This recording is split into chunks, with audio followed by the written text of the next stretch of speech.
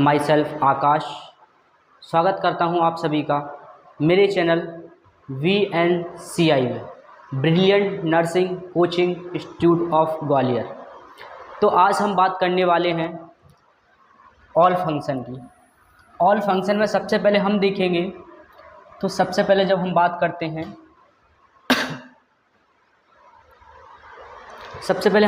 हैं यहाँ पे हम बात करेंगे फंक्शन ऑफ ब्लड। किसकी बात करने वाले हैं आज हम बात करने वाले हैं फंक्शन ऑफ ब्लड। अगर हम फंक्शन ऑफ ब्लड की बात करते हैं तो इसमें सबसे पहले हमारे ब्लड के फंक्शन आते हैं, तो अपन डिस्कस करते हैं function of blood. One by one discuss करेंगे।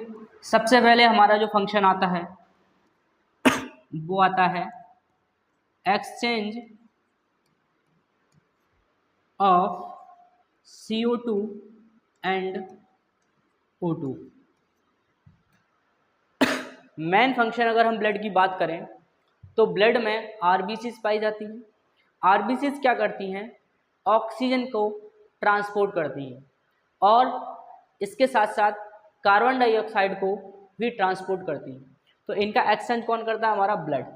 अगर दूसरे हम फंक्शन की बात करते हैं बेटा, तो दूसरे फंक्शन में हमारा सबसे पहले क्या आता है? हमारा आता है मेंटेन बॉडी टेम्परेचर। क्या आता है?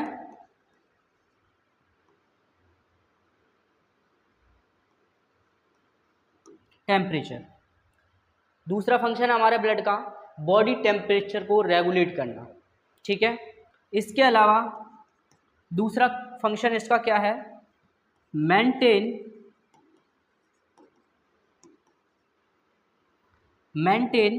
एसिड। तो वो हमारे स्मॉल इंटेस्टाइन में जाने के बाद वो हमारे ब्लड स्ट्रीम में पहुंच जाती है। जैसे ही वो ब्लड स्ट्रीम में पहुंचती है, चाहे हम एसिडिक खाएं चाहे हम बेसिक खाएं, ये सारी चीज़ हमारी जैसे ही ब्लड स्ट्रीम में पहुंचेगी, उस कंडीशन में ये क्या करेगा? ब्लड के पीएच को अफेक्ट कर सकता है, लेकिन ब्लड उसके पीएच को मेंटेन करके रखता है। मतलब एसिड बेस बैलेंस करता है। क्या करता है? Base balance. ठीक है। ये अगला क्या है हमारा? अगला है इसके साथ साथ ब्लड के फंक्शन में अगला हमारा बॉडी फ्लूइड को मेंटेन करना। Maintain body fluid.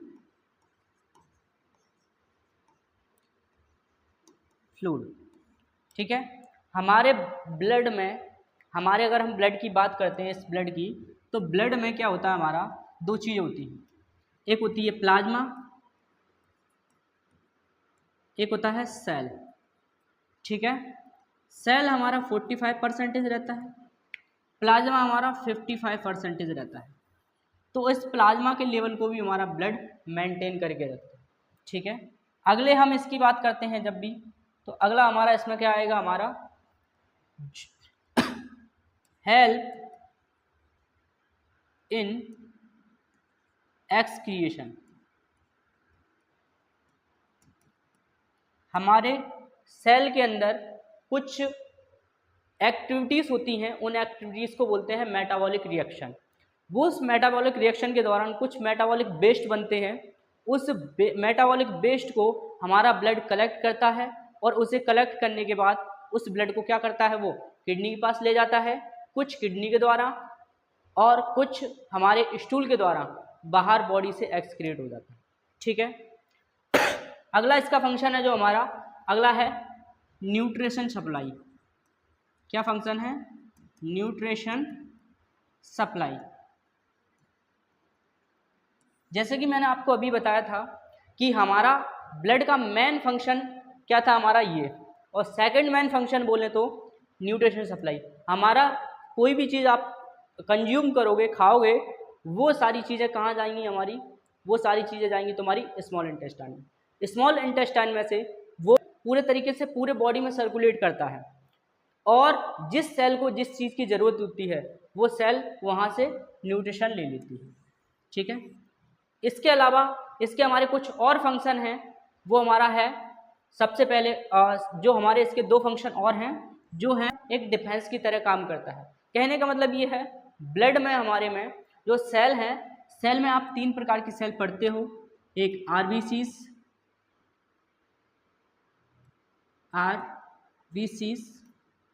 एक डब्ल्यूबीसीज और एक प्लेटलेट्स।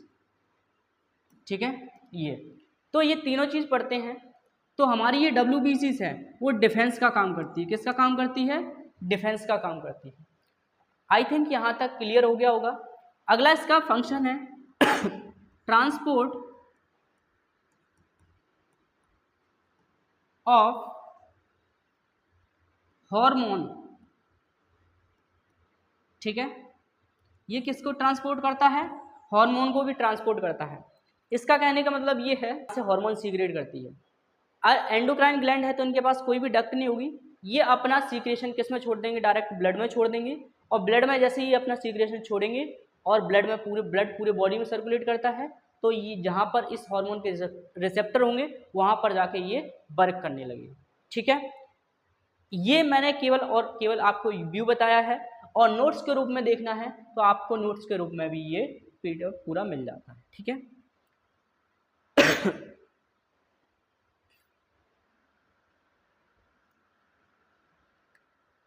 जैसा कि मैंने आपको बताया, सबसे पहले इसका function exchange of CO2 and O2। दूसरा function help in temperature regulation, temperature हमारे बॉडी के टेम्परेचर को भी मेंटेन करता है। ये मेंटेन बॉडी फ्लूइड को भी मेंटेन करता है। अगला लिखा है मेंटेन एसिड बेस बैलेंस, और ये क्या करता है? एसिड बेस बैलेंस भी करता है। कहने का मतलब ये है ब्लड का जो pH वो कांस्टेंट रहता है हमारा हमेशा 7.35 टू 7.45, ये कांस्टेंट रहेगा। ठीक है, अगला है help in excretion of waste product को एक्सक्रिएट करने में भी हेल्प करता है। इसके अलावा ये हमारा कौन सा है? Nutrition supply.